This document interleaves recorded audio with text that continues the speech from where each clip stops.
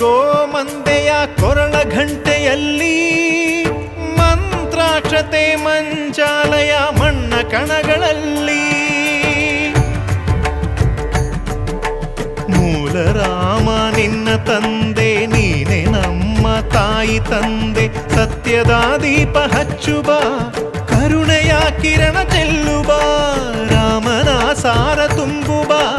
ಹನುಮನ ಶಕ್ತಿ ನೀಡುವ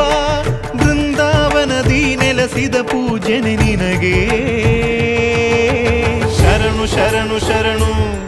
ಗುರು ರಾಘವೇಂದ್ರ ಶರಣು ಶರಣು ಶರಣು ಶರಣು ಗುರು ಸಾರ್ವಭೌಮ ಶರಣು